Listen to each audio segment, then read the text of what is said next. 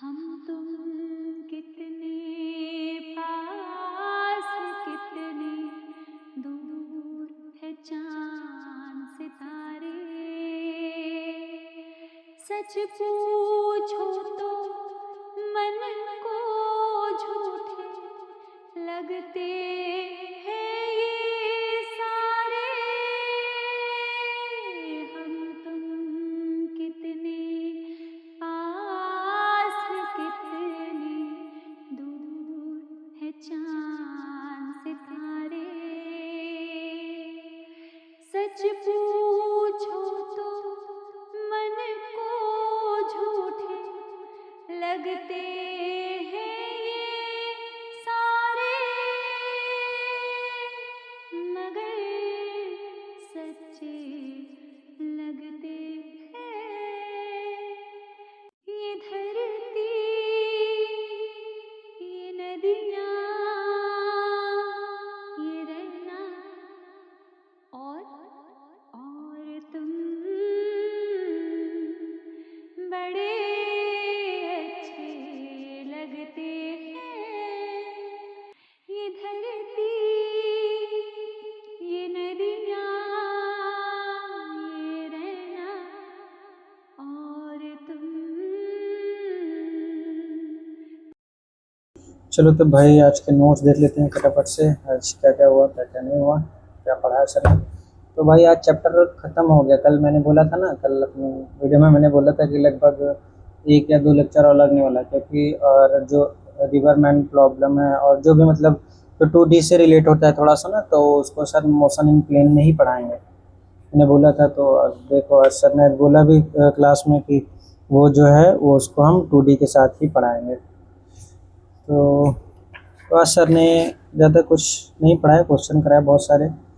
हाँ, और height to ground मतलब किसी भी हाइट से अगर किसी चीज़ को फेंक रहे हैं तो उसको ज़मीन पर पहुंचने में, या फिर मतलब जो वेलोसिटी की उसकी आएगी, ज़मीन पे टकराएगी, तब फिर उसका टाइम ऑफ फ्लाइट कैसे निकालेंगे, वो चीज़ पढ़ाया सर ने। ठीक, वही चीज़। फिर बलून प्रॉब्लम पढ़ाया कि बलून से वो जो होता है। उसके बाद फिर एक स्पेशल केस, ये बस ये लास्ट में सर ने यही बताया, इसके बारे में कुछ बताया नहीं ज़्यादा, सिर्फ बोला कि ये लिख लो, लिख लिए भाई। इसके बाद जगलर प्रॉब्लम अभी बचा है, इसमें कल वही पढ़ाएंगे सर। उसके बाद वो भी ख़त्म हो, मतलब जगलर प्रॉब्लम ख़त्म हो जाएगा कल।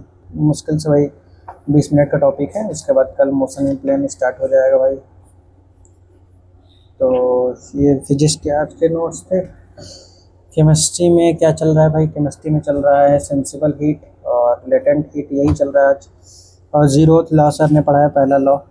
पहला लॉ का नाम ही जीरो लॉ है, पहला लॉ का नाम पहला लॉ नहीं है भाई, जीरोथ लॉ। तो जीरोथ लॉ पढ़ाया, उसके बाद सेंसिबल हीट पे क्वेश्चन कराया। और हाँ, इंटरनल हीट एनर्जी पढ़ाया फिर सर ने आज। इंटरनल एनर्जी जो किसी टाइम पर डिपेंडेंट होती है, ठीक है, ये चीज़। उसके बाद कल से first law of thermodynamics start होगा। तो ये रहे आज के नोट्स। आज सर ने ज़्यादा पढ़ाया नहीं, सिर्फ ये जीरो लॉ और ये नोट्स के मामले में बताएं, तो ये बाकी क्वेश्चन तो कराया सर ने। ये थे केमिस्ट्री के नोट्स। और मैम ने आज तो कैपेसिटीज़ ख़त्म कर दी, volume and capacities, respiratory capacities. Volume तो पढ़ा दिया था मैम ने अगले ही अपने उसके टाइम पे।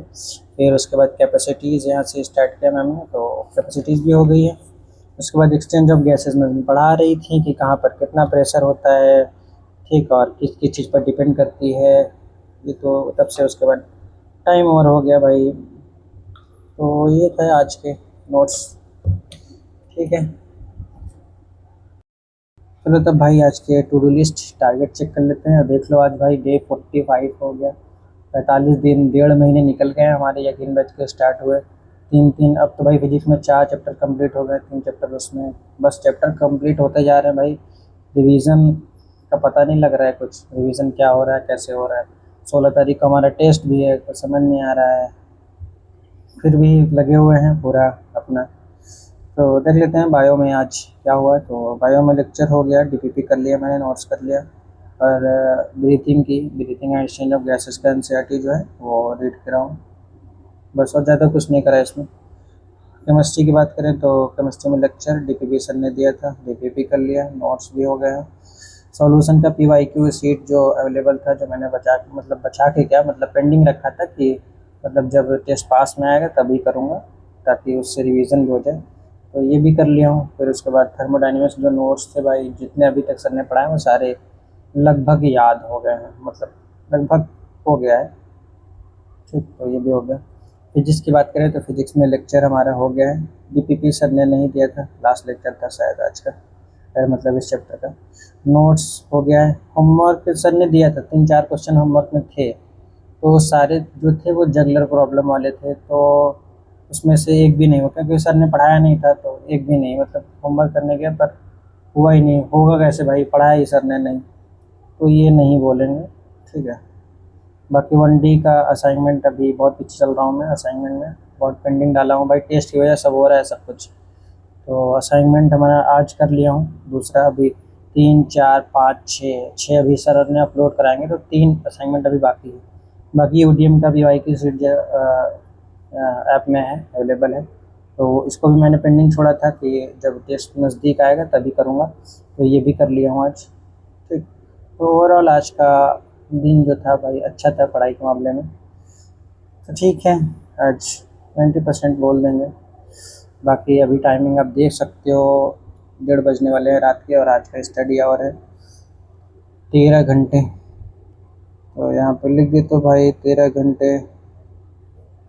ठीक, बस ऐसे ही रोज़ धीरे धीरे अपना चलता रहे, ऐसे धीरे धीरे भाई अपना सिलेक्शन की ओर बढ़ते रहेंगे, कुछ कुछ एक एक कदम कर करके। तो इसको आप लोग भी भाई अपना तैयार रहो। टेस्ट जिसका भी जो RTS नहीं लिया उसका रैंकर बूस्ट टेस्ट है भाई, वो अलग ही लेवल का होता है टेस्ट, मतलब उसमें थोड़े क्वेश्चन प्रैक्टिस टेस्ट की तरह नहीं है, वो उसमें हार्ड क्वेश्चन आते हैं। तो आप लोग भी अपना प्रैक्टिस स्टार्ट कर दो, नहीं कर रहे हो तो अभी 12 तारीख है, 4 दिन ही बचे हैं। ठीक है। बाकी टेस्ट में अपने से अच्छा तो भाई और एनालिसिस करो टेस्ट की, और क्या ही कर सकते हैं।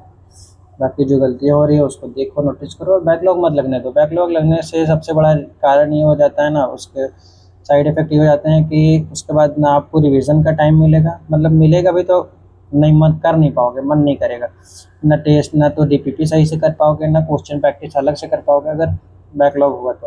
बैकलॉग होने से बहुत सारे नुकसान है भाई, तो बैकलॉग मत होने देना किसी भी रीज़न से। कुछ भी हो भाई, गिरते पड़ते मरते बहराते कैसे भी करके लेक्चर कर लो।